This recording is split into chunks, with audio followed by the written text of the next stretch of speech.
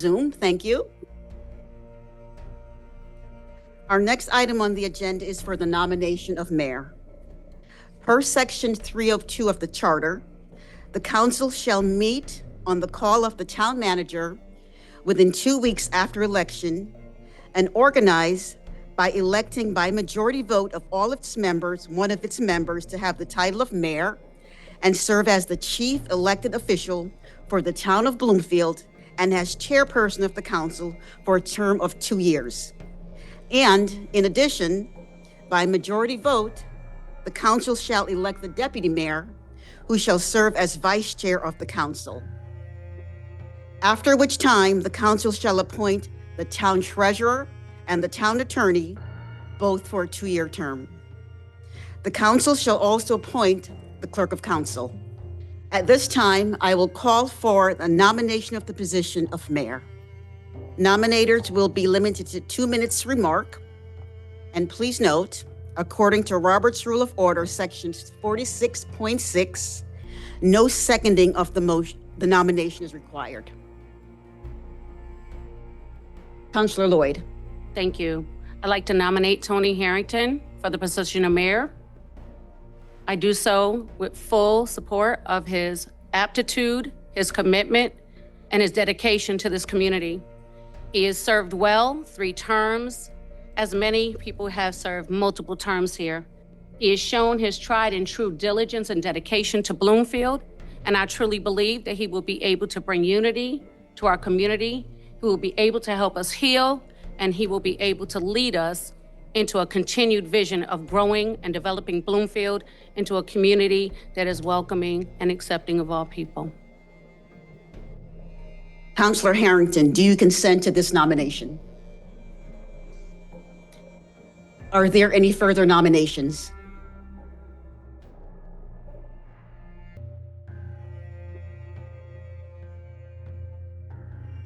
Councilor Mahan. I don't necessarily plan on making a nomination, but just speaking on the one that's currently on the floor. Is that permissible right now? No. Okay. Are there any further nominations?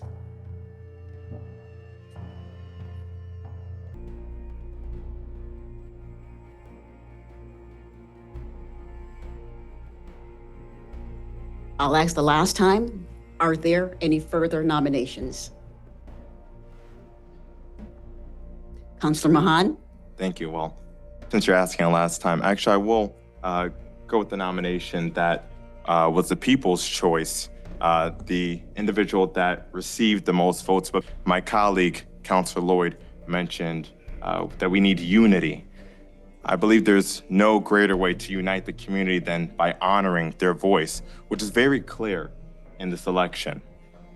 They chose someone, and we should honor and respect their will. So the person that I'll be nominating this evening is Suzette DeBeetham Brown. Thank you.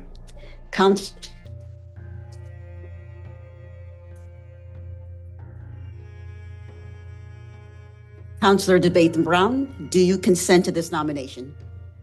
Thank you.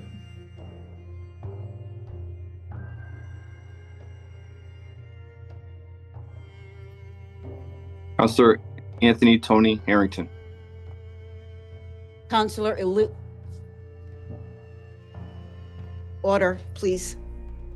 Councilor Elizabeth Waterhouse. Anthony Harrington.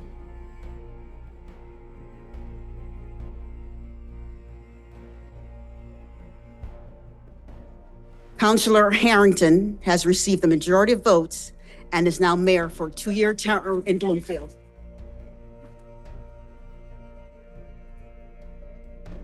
Order, please.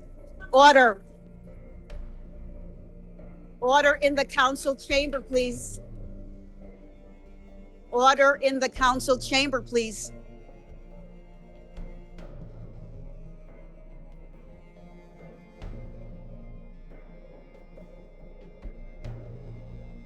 We must have order in the chamber.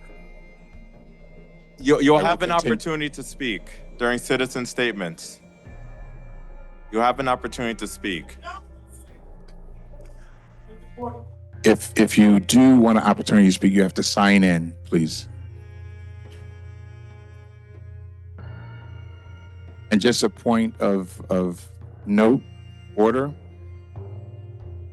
Any outbursts in this chamber, you will need to leave the chamber. That makes me sick to my stomach. This year, those elected DTC members chose not to endorse Suzette. Still, through a primary process, voters added her to the November ticket and then elected her to council, so congratulations, Suzette.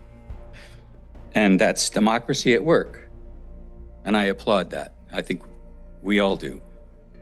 However, winning 4 additional votes in the process does not create a mandate to become mayor. That makes me sick to my stomach. At least one member of the council, and I'm disappointed to hear the notion that the selection of a mayor is based upon the voters, because there is no provision in the charter for anything but councilmanic decision-making. And I applaud the council for fulfilling that role. That makes me sick to my stomach. My hope is that you can all work together to help us residents of Bloomfield. You know, when I go online and I read some of the comments, and I'm talking about some seniors saying, I can't afford my taxes. I'm gonna have to leave my home, which I've been in for so many years. That makes me sick to my stomach. These people have been here. They've paid their taxes on time. That makes me sick to my stomach.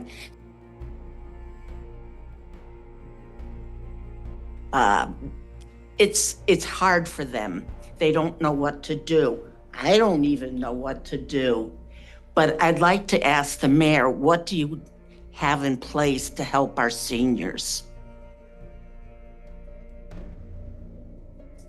Right now, what we're attempting to do is first, bring some more jobs, bring some more businesses to the town so we can collect more taxes and reduce the burden on our homeowners. We also have more affordable housing that is being developed. We have 164 units that will be coming on Blue Hills Avenue shortly. That makes me sick to my stomach. For those who were on the council the past 2 years, other than Shamar, I'm disappointed. I don't think you put residents first. I think you had too many non-public meetings and agreements and whatnot. I hope that will change. I think as residents, we demand that changes. We need transparency. We need to know what's going on. We need to have our voices heard. You need to come through for us. You need to be responsive. You need to listen to us. And above all, you need to let us know what you're doing, what you're thinking. We're intelligent people. We deserve to be respected, and we absolutely deserve to have you always have our best interests at heart. You have a chance. You have a chance, and I will certainly be watching, and I think many other people will be watching to make sure that you do put us first. Thank you. Are you just opening up, or are we able to speak? Okay, I did want to speak on this motion. So I had my hand raised. We're calling the vote. I had my hand raised. Councilor Mahan, you have the floor. Thank you, Mr. Mayor. Tonight, I'm not able to support the motion that's currently on the floor to nominate Attorney Crumby as the town attorney for several reasons. One of the first reasons is there are still a lot of outstanding questions that have not been answered. The first of these is around billing. As some folks may know, there were many questions around how much money was really being allocated to Attorney Crumby's firm during these last 2 years. It came up for question with our previous purchasing manager, which led to a whole litany of the FOI commission and so on and so forth. Those questions have still not been answered. I've asked for information regarding the billing. I don't believe I received all of it during the FOI commission. Similar outcomes were found as well. In fact, the town manager was fined as a result of not providing all of the information. So that's one of the reasons why I cannot support the motion that's currently on the floor. The second is due to many instances of asking questions, asking for opinions in the heat of the moment when it counted, before decisions needed to be made. And I was told on various instances, I cannot provide an answer. That gives me no room to operate as a council person, to do my job, to represent the residents, if I cannot get an answer from our town attorney right then and there, or at least if my colleagues were even willing to table some of these motions, as I have presented many times, so that we did have time to get an answer in before we made a decision. Maybe I wouldn't have such strong feelings about it, but being pushed to not receiving answers to these very important questions, it's concerning. And for someone that's serving in that position, we need someone that's going to be able to answer the questions before decisions are going to be made. The third is, I do not believe that all members of this council are served equally by this town attorney. The last 2 years have displayed that to me, that unfortunately I'm the stepchild of the council. And so, and I've been shown that not only by the town attorney. I won't go into others, but the town attorney has also displayed that to me. So I don't have much faith going forward that the individual can serve in the capacity equitably or fairly to all members of this council, can answer the questions. And like I said, there's a big question mark on the billing, which of course affects you guys, the taxpayers. Thank you, Councilor Mahan. So We're at 3 minutes. just a couple seconds. I'll just sum it up. I do, though, want to give credit to one of the attorneys that is from Ashley Moore. I do think that she's phenomenal. I do have to give credit where it's due. Ashley Moore has been great.